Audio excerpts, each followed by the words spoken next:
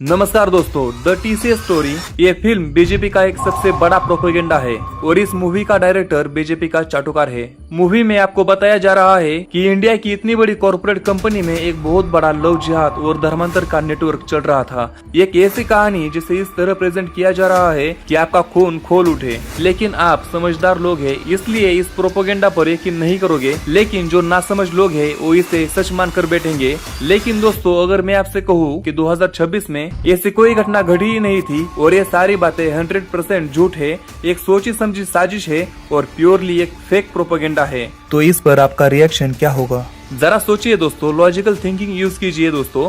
असली सच्चाई ये है कि टीसीएस कंपनी में ऐसी कोई घटना कभी घटी ही नहीं थी। ना वहाँ किसी का धर्मांतर हुआ और ना ही वहाँ लव जिहाद जैसा कोई मामला कभी सामने आया। यह मूवी बीजेपी का सबसे बड़ा प्रोपेगेंडा है, जो धर्म के नाम पर हिंदू मुस्लिम में दंगा करवा के वोट पाना चाहती है। Wake up to reality.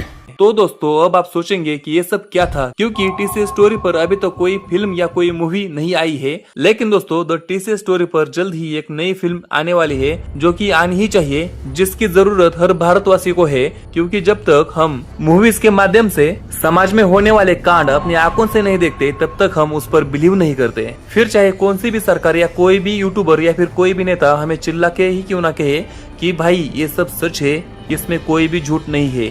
तो दोस्तों, द टीसीएस स्टोरी पर अभी तक कोई पिक्चर नहीं आई है, लेकिन मैंने उससे पहले ही उसका टीजर ला दिया है। लेकिन ये टीजर किसी मूवी का नहीं, बल्कि जर्मन शेपर्ड के उस वीडियो का है जो वो बनाने वाला है द टीसीएस स्टोरी पर। जब वो मूवी रिलीज होगी उसके बाद वो इसी टॉपिक पर वीडियो बनाएगा और उस वीडियो में द टीसीएस स्टोरी को एक प्रोपेगेंडा ही बोलेगा। इसलिए सोचा कि फ्यूचर में जो आप लोग देखने वाले हैं उसका टीजर मैं आपको पहले ही दिखा दूं। क्योंकि दोस्तों, नासिक के टीसीएस कंपनी में इतना बड़ा लव जिहाद का और धर्मांतरण का रैकेट सामने आया, लेकिन इसके ऊपर ध्रुव राठी ने एक भी वीडियो नहीं बनाया। अब वो उसकी पर्सनल चॉइस है, ये बात ठीक है, लेकिन उसको फंडिंग भी होती है, ये इससे साफ हो जाता है। क्यों हर बार वो एक ही साइड का वीडियो बनाता है और दूसरी साइड को आराम से छुपा देता है।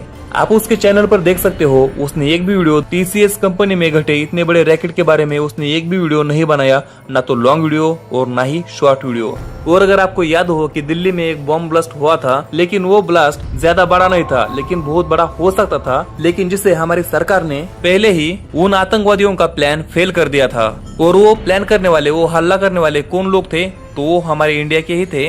और उनकी जाति, उनका धर्म कौन सा था, ये अलग से बताने की कोई जरूरत नहीं है। लेकिन जर्मन शेपर्ड ने उसके ऊपर कौन सा वीडियो बनाया, तो आप देख सकते हो, सिर्फ और सिर्फ एक वीडियो बनाया है, वो भी लगभग 12 मिनट का। और उसमें उसने क्या बताया है वो आप खुद ही देख लो। उसमें जो जानकारी उसने बताई है, अगर वो इन्फॉर्मेशन वो नहीं भी बताता तो भी चल जाता। मतलब कि देखो, उसकी अगर कोई भी वीडियो लो तो वो फुल डिटेल में स्टेप बाय स्टेप बताता है, लेकिन दिल्ली बॉम्ब ब्लास्ट के बारे में उसने कोई भी स्टेप बाय स्टेप या फिर कोई भी ऐसी बात नहीं बताई जो रियल में बताने लायक थी। तो अब आप इससे क्या ही एक्सपेक्ट कर सकते हो? यही ना कि जब टीसीएस स्टोरी पर फिल्म बनेगी तो उस वक्त भी वो इसे सिर्फ और सिर्फ एक प्रोपेगेंडा ही कहेगा और झूठ ही कहेगा। तो चलिए दोस्तों, जर्मन शेपर्ड को भौंकने दो, हम आपको असली सच्चाई बताते हैं कि क्या हुआ था और क्या स्टोरी है पूरी की पूरी नासिक के टीसीएस कंपनी में क्या हुआ था। तो दोस्तों, नासिक महाराष्ट्र का वो शहर जिसे हम उसकी पवित्रता, संस्कृति और तेजी से बढ़ते आईटी हब के लिए जानते हैं।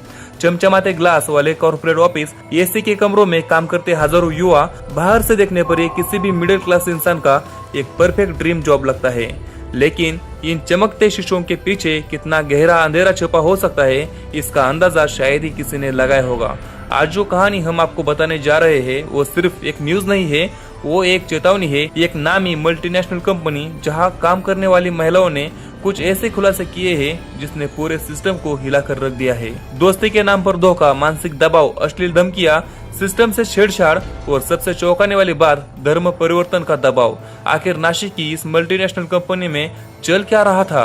और जब पीड़िता ने आवाज उठाई तो एचआर और सिस्टम ने उन्हें ही क्यों चुप कराने की कोशिश की? इस पूरी साजिश की शुरुआत होती है एक बहुत ही आम तरीके से, भरोसे से। पीड़िताओं के बयानों के मुताबिक उन्हें सीधा निशाना नहीं बनाया गया, पहले एक मनोवैज्ञानिक जाल बुना गया। काम के बीच मदद करना, दोस्ती का हाथ बढ़ाना और एक सेफ स्पेस का एहसास दिलाना। लेकिन ये सिर्फ एक दिखावा था। जैसे ही पीड़िताओं ने इन आरोपियों पर भरोसा करना शुरू किया, असली खेल शुरू हुआ। एक पीड़िता ने जो बयान दिया है वो किसी भी काम करने वाली महिला को डरा सकता है। आरोपी बार बार उसके डेस्क के पास आता, बिना किसी जरूरत के, बिना अनुमति के छूना, निजी जिंदगी के बारे में ऐसे सवाल पूछना जो एक प्रोफेशनल माहौल में बिल्कुल वर्जित है।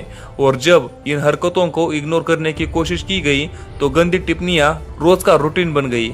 एक ऐसा माहौल बना दिया गया जहां ऑफिस जाना किसी नर्क में जाने से कम नहीं था। अब आप सोच रहे होंगे कि ऐसी स्थिति में कोई भी इंसान सबसे पहले क्या करेगा। जाहिर सी बात है, कंपनी की मैनेजमेंट या एचआर से शिकायत। इस मामले में भी ऐसा ही हुआ। पीड़िता ने हिम्मत जुटाई, उसने सोचा कि कंपनी का सिस्टम उसे बचाएगा, लेकिन जो हुआ खोखलेपन को नंगा कर दिया। जब शिकायत की गई तो एक्शन लेना तो दूर, उल्टा उसी पीड़िता को चुप रहने की सलाह दी गई। उसे समझाया गया कि कंपनी की बदनामी होगी, करियर खराब हो जाएगा। और सिर्फ चुप ही नहीं कराया गया, जब पीड़िता नहीं झुकी तो उसके खिलाफ एक और गंदा खेल खेला गया, कैरेक्टर असैसिनेशन। ऑफिस के अंदर उसके ही बारे में झूठी अफवाहें फैलाई गई। एक महिला को मानसिक रूप से तोड़ने का ये सबसे क्रूर तरीका था। दूसरी पीड़िताओं की कहानियां भी कम डरावनी नहीं है। आरोपियों का दुस्साहस इतना बढ़ चुका था कि उन्होंने कंपनी के सिस्टम को ही हथियार बना लिया। अगर कोई महिला उनकी अश्लील बातें नहीं मानती तो सिस्टम में छेड़छाड़ करके उस पर काम का इतना अननेचुरल दबाव डाल दिया जाता कि उसका सांस लेना मुश्किल हो जाए। मामला सिर्फ पर्सनल चैट तक सीमित नहीं था। पुलिस की जांच में एक और खौफनाक एंगल सामने आया है, WhatsApp groups. In office groups में जानबूझकर आपत्तिजनक मैसेज भेजे जाते थे, सिर्फ महिलाओं को ही नहीं बल्कि एक खास एजेंडे के तहत धार्मिक भावनाओं को ठेस पहुंचाने वाली बातें भी की जाती थी। ये कोई आम बुलिंग नहीं थी, ये एक ऑर्गेनाइज्ड क्राइम सिंडिकेट की तरह काम कर रहा था। और अब इस पूरे केस का सबसे डार्क और सबसे चौंकाने वाला पहलू, एक ऐसा आरोप जिसने इस कॉर्पोरेट हेरेसमेंट केस को एक नेशनल लेवल के क्राइम में बदल दिया। कई पीड़िताओं ने पुलिस के सामने ये ऑन रिकॉर्ड आरोप लगाया है कि उन पर सिर्फ शारीरिक या मानसिक दबाव नहीं था, बल्कि उन पर धर्म परिवर्तन के लिए भी दबाव बनाया जा रहा था। सोचिए, एक मल्टीनेशनल कंपनी का ऑफिस जहां लोग अपना करियर बनाने जाते हैं, उसे एक खास एजेंडे और ब्रेन वॉशिंग के अड्डे में तब्दील करने की कोशिश की जा रही थी। ये सिर्फ एक या दो लोगों का काम नहीं हो सकता, ये इशारा करता है एक बहुत बड़े नेटवर्क की तरफ जो महिलाओं की मजबूरी, उनके करियर के डर और उनकी चुप्पी का फायदा उठाकर अपने गंदे मंसूबों को अंजाम दे रहा था। लेकिन कहते हैं ना, पाप का घड़ा एक दिन भरता जरूर है। जब पीड़िताओं का सब्र टूटा तो बात पुलिस तक पहुंची। मामले की गंभीरता को देखते हुए कई एफआईआर दर्ज की गई। सरकार और प्रशासन ने भी तुरंत एक्शन लिया। नासिक पुलिस की टीम हरकत में आई और कई आरोपियों को दबोच लिया गया है। कड़ाई से पूछताछ चालू है, लेकिन कहानी अभी खत्म नहीं हुई है। इस पूरे गंदे खेल का जो मुख्य आरोपी है, जो मास्टरमाइंड है, वो अब भी फरार है। पुलिस की अलग अलग टीमें उसकी तलाश में दिन रात छापेमारी कर रही है। सरकार ने साफ निर्देश दे दिए हैं कि इस मामले में किसी को भी बख्शा नहीं जाएगा। दोस्तों, नासिक की इस घटना ने हमें एक ऐसे चौराहे पर लाकर खड़ा कर दिया है जहां हमें अपनी सिस्टम, अपनी कंपनियों और अपने आसपास के माहौल पर गंभीर सवाल उठाने होंगे। और उस कंपनी की जो एचआर थी, निदा खान, वही इस केस की मुख्य आरोपी है, ऐसा कहा जाता है। लेकिन दोस्तों, इस टॉपिक पर जर्मन शेफर्ड या लेफ्टिस्ट कोई भी बात नहीं करेगा, क्योंकि उनको पैसे लेकर चाटने की आदत है।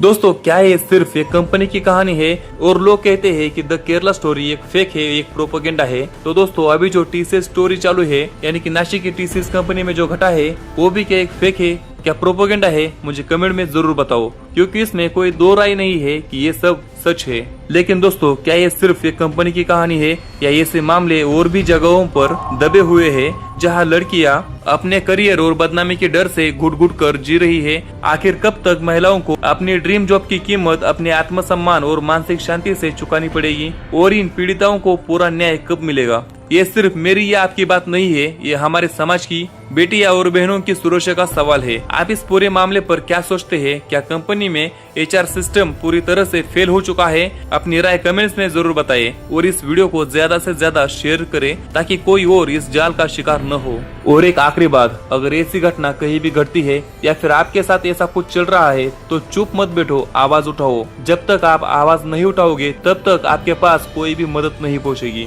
क्योंकि आज के इस कलयुग में खुद को ही खुद के लिए खड़ा होना पड़ता है और तभी ये सरकार, ये समाज हमारी मदद के लिए सामने आएगा। तो दोस्तों, आपको इस पूरी घटना के बारे में क्या लगता है? मुझे कमेंट में जरूर बताओ। मैं हूँ आपका दोस्त विकी यशराज और हम ऐसे ही कड़वे सच आप तक लाते रहेंगे। तब तक के लिए जय हिंद, जय महाराष्ट्र।